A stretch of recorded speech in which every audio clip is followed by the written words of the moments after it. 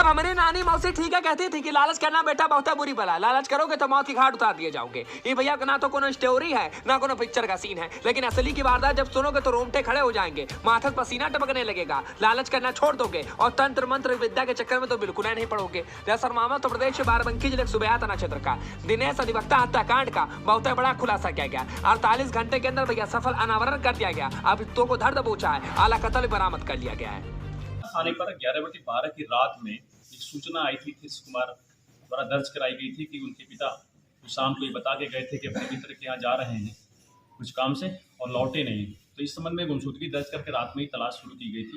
Early morning उनकी dead body मिलती है एक लिंक रोड से थोड़ा दूर हट करके नहर किनारे नहरकोट बाग में। जब वो वहाँ पे घटनास्थल पे हम लोगों ने फील्ड यूनिट के साथ डॉग स्क्वाड के साथ वहाँ पे इन्वेस्टिगेशन शुरू किया।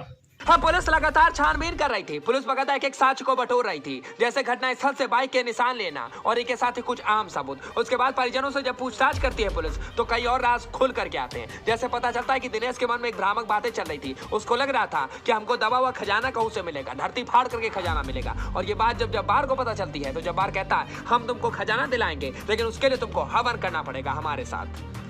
और जब धीरे धीरे उसमें घर वालों से जानकारी की गई तो मालूम चला कि कुछ दिन से जो मृतक दिनेश कुमार जी हैं वो एक भ्रामक आभासी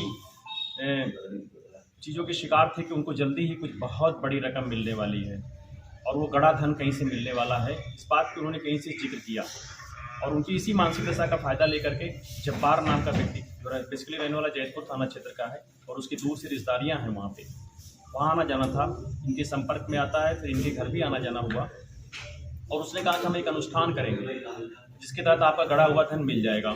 अब दिनेश के आंखों में लालच की पट्टी बन चुकी थी। उसको लगा पैसा ही पैसा बरसेगा, अब दवा और खजाना हमको मिलेगा। चलो भैया, घर से पैसा झूठ बोल कर लेता है और झूठ बोल करके घर से बाहर निकलता है और रास्ते में अगरबत्ती सिगरेट खरीदता है और 10,000 पहले से था उसके पास। टोटल 1,84,000 रुपए था। और वो जैसे ही जब्बार से मुलाकात करता है उधर जब्बार पूरी प्लानिंग बनाए हुए होता है, अपने साले के साथ मिल करके दिनेश को मौत के घाट उतार देता है। उसी क्रम में ये उस दिन उनको बुलाता है, एक दुकान पर जाते हैं जहाँ से 5 पैकेट सिगरेट लेते हैं, 2 पैकेट अगरबत्ती लेते हैं, माचिस लेते हैं और उस स्पॉट पर पहुँच जाते हैं। जब्बार के साथ इसका साला इमरान भी था और वहाँ हमने पूर्व निर्धारित प्लान के तहत जैसे वहाँ पहुँचते हैं अनुष्ठान की कार्रवाई शुरू करता है दिखावे की और वहाँ पे उस रॉड से और इंसुलेटर जिस पर लगा था उसे 30 से वार करके सर पे इनकी हत्या कर देता है। और वहाँ से जो इनके पास घर वाले जानते थे 1,75,000 रुपया, लेकिन इनके पास 1,84,000 रुपया था, वो लेकर के और उस सिगरेट आती वहाँ से मूव कर जाता है।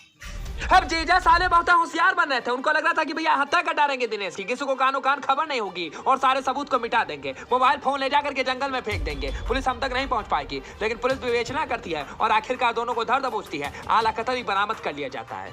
जब गिरफ्तार हुआ विवेचना के दौरान तो इसके पास से 50,000 रुपया मिला है और 1.34 इसके साले इमरान के पास है, जिसके बारे में उसके परिवार के लोगों ने भी पुष्टि की है कि वो कुछ न कुछ जरूर किया है ऐसा।